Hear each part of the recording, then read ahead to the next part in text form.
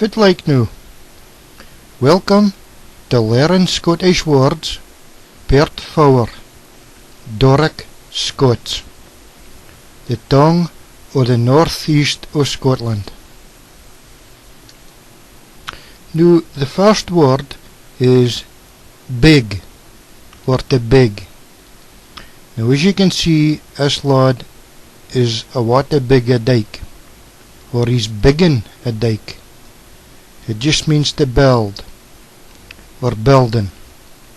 So he's a what a big a dike, or he's biggin a dike.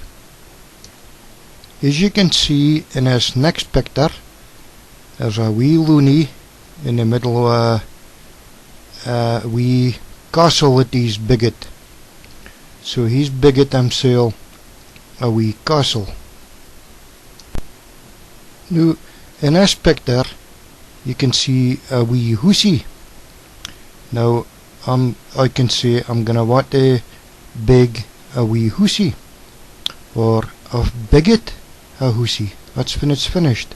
I biggit at hoose. Or I can say I'm in the middle of biggin at hoose. So I'm just in the middle of biggin at wee hoosie.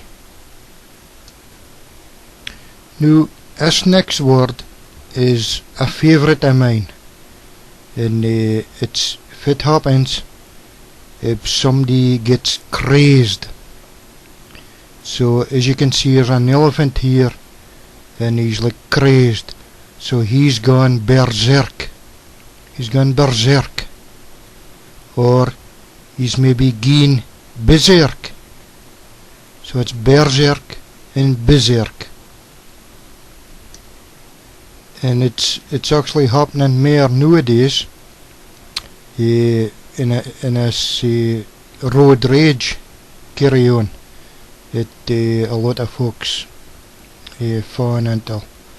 As you can see, there's 12 lads here, or it's maybe a man and a wifey, I just dinna ken, but they seem to be gone berserk, or they're gone bizerk, and that's probably with the road rage. In this last picture, there's a lad gone berserk with a baton in his hand, and he seems to be going to want to smash up that other lad's car, so he's gone berserk. It just means gone over the top, gone crazed. So it's berserk, or berserk. Now the next word is barket, and this means awful dirty. You're in an awful mess, or it's usually used to do with your clays, your ganzi or your pair of bricks. They could be just barket, because they're an awful mess and they're needing a wash, so they're barket. And you can see here there's a wee bairn. Now they're in an awful mess, so they're just barket, but it usually applies to clays.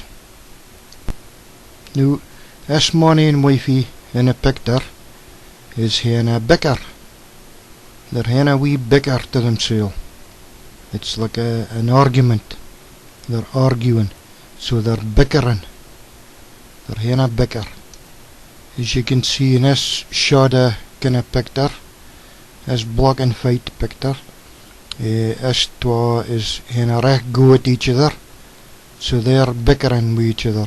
It's awful annoying when somebody's bickering. And this poor wee Loonie in the middle, this is probably his mother and his father having a bicker, and he's in the middle of it, and it's not awful fair on the poor wee Loon, because they're bickering over the top of him. Now the next word is beans. Now you'll maybe think it's a tin of beans, like a tin of baked beans and tomato sauce, but it's not. It's what we call bones. So if we're speaking about our bones, it's our beans. I could say, oh, I've broken my beans, or my beans is off a sear, ken? So it's the word beans. In this picture here is just the one bean. So you could hear a broken bean. And there's just a one, so you just say bean. Now, the last word in a day's lesson is Bleyther. Now, to Bleyther means conversate. You're just having a conversation. And as you can see in this all black and white picture, there's two old monies sitting down in a bench, and they're having a fine Bleyther. And this money and wifey here, they're having a fine wee Bleyther to themselves. So just a fine wee conversation, a Bleyther. And most folk, especially wifeys, likes to hear a Bleyther or a cuppie of tea. They like to sit down and hear a cuppie of tea and hear a good Bleyther about everything that's going on, all the gossip in the area.